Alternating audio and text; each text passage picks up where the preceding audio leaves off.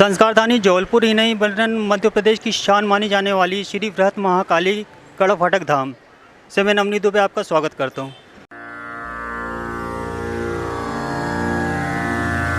ओम जयंती मंगला काली भद्रकाली कृपालिनी दुर्गा क्षमा शिवा धात्री स्वाहा सुधा नमोस्तुते। संस्कारधानी जबलपुर ही नहीं मध्य प्रदेश में भक्तों की आस्था का केंद्र श्री बृहत महाकाली धाम गड़ा फाटक में इस बार भी नवरात्र पर्व पर महामाई का दरबार सज रहा है।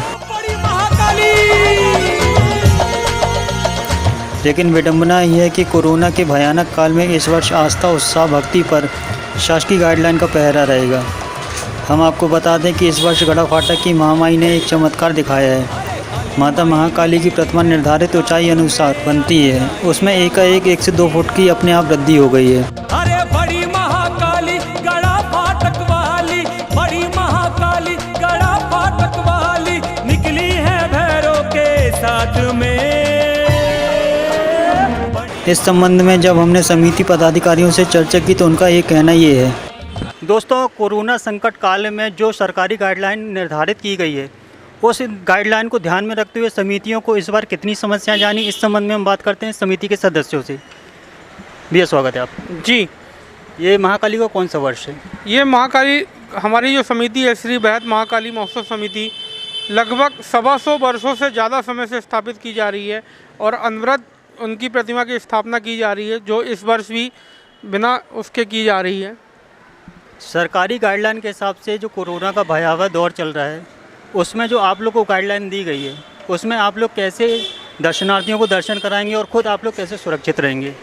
देखिए, पहले क्या हुआ कि जो प्रथम गाइडलाइन मध्य प्रदेश शासन की आई थी, उसमें मूर्ति की हाइट और पंडाल के साइज को लेकर जो दिशा निर्देश प्राप्त हुए थे, उस दौरान हमारी समिति के कई दौर की मीटिंग और बैठकें हुई।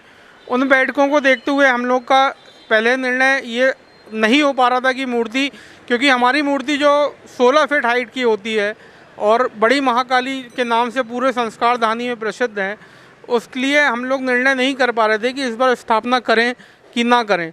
लेकिन उसी असमंजस के दौर में जब दूसरी मध्य प्रदेश शासन की गाइडलाइन जब उन्होंने जारी की और उन्होंने ये बोला कि मूर्ति की हाइट को लेकर कोई प्रतिबंध नहीं है और पंडाल के साइज को, तो पंडाल तो हमारा वैसे भी जो है लगभग 1500 से 1800 स्क्वायर फीट का, जैसा कि आप देख रहे हैं।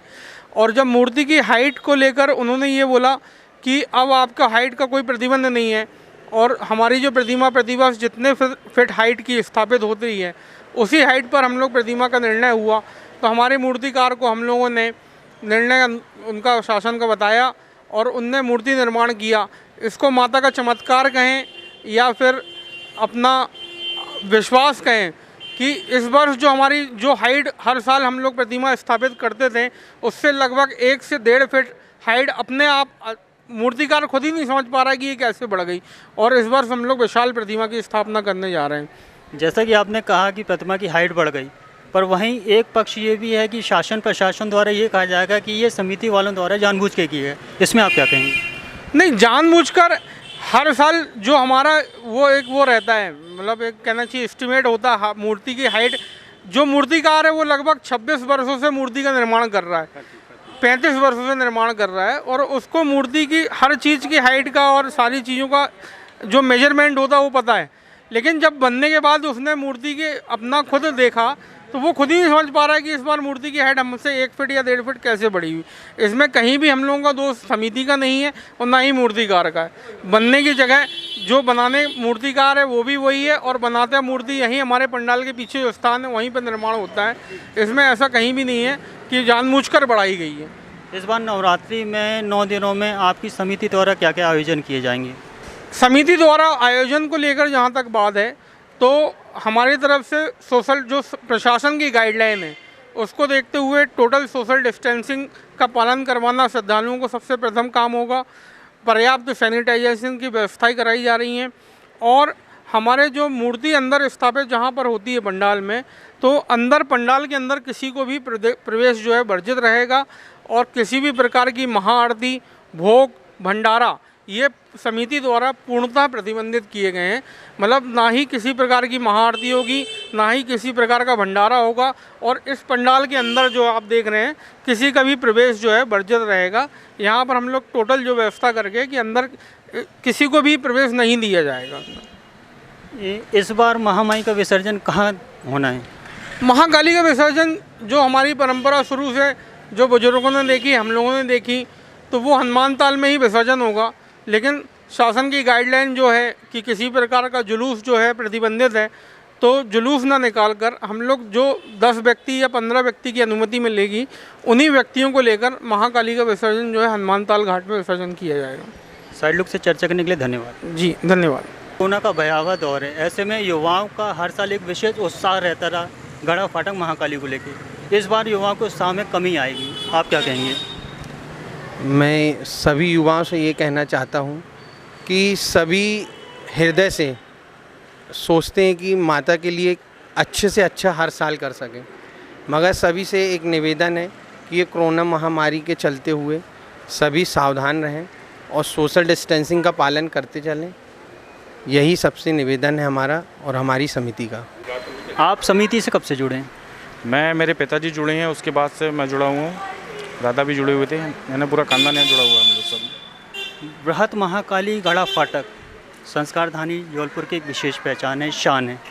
ऐसे में युवाओं में नवरात्रि के पर्व में एक विशेष उत्साह देखने मिलता है, पर वर्तमान में कोरोना गाइडलाइन का हवाला देकर जो नियम कानून बनाए गए हैं, ऐसे में युवाओं को उत्साह कहीं फीका नज़र आएगा, आप क्या कहेंगे? मैं इस बारे में ये कहना चाहता हूँ कि उस युवाओं का जो उत्साह है वो फीका नज़र नहीं आएगा। सभी गाइडलाइन को फॉलो करेंगे जो गवर्नमेंट की तरफ से तय हुए है। लेकिन मैं ये कहना चाहता हूँ कि जो गवर्नमेंट है, जो भी नियम बनाए उनने गाइडलाइन जारी जो की है वो यानी सिर्फ धर्म की तरफ से की है। लेकिन अगर आप देखेंगे धर्म के लिए की है, राजनीतिक चीज़ों पे उनने कोई वो जोर यानी प्रतिबंध लगाकर नहीं रखा है। अभी कुछ दिन पहले अपन ने पेपर में गाइडलाइन पढ़ी थी कि गृह मंत्रालय ने छूट देती है कि आप सभाएं कर सकते हैं, उसमें 1 लाख लोगों को ला सकते हैं, बैठा सकते हैं, परंतु उन्होंने ये बोला है कि आपको उसको सोशल डिस्टेंसिंग का जो करना है प्रबंध वो करेंगे। लेकिन आप ही खुद सोचिए कि 1 लाख लोग जब बैठेंगे वहाँ पर या आएंगे तो उस समय सोशल डिस्टेंसिंग कैसे होगी? वो उस चीज़ को फॉलो करने बोल रहे हैं, लेकिन ये नहीं बोल रहे हैं कि भाई आप धार्मिक लोग हैं, धर्मों को यानी लेकर वो इस चीज़ को छूट नहीं दे रहे हैं जो उनको छूट देना चाहिए। कि भाई यह इंतज़ाम नहीं कर पा रहे हैं, वो कुछ समझ में नहीं आ रहा है किस टाइप की गाइडलाइन कर रहे हैं। अब इस बार जो हमारे तरफ से होगा, पूरी बड़ी महाकाली समिति की तरफ से जो इंतजाम होगा वो हम सब लड़के या हमारे पदाधिकारी हैं जो बड़े सदस्य हैं वो हमको जो निर्देश देंगे उसके हिसाब से हम लोग इस बार काम करेंगे पूरा। दोस्तों, बृहत महाकाली धाम गड़ा फाटक से हमने समिति सदस्यों से चर्चा की थी इस बार नवरात्रि पर्व में क्या कैसा आयोजन होगा और गाइडलाइनों का पालन कैसे करवाया जाएगा। कैमरा पर्सन सुरेंद्र शेवारे के साथ सहयोगी सत्यजीत यादव के साथ मैं नवनीत दुबे। बड़ी महाकाली गड़ा फाटक वाली, बड़ी महाकाली गड़ा फाटक वाली। हमारे चैनल को सब्सक्राइब जरूर करिए।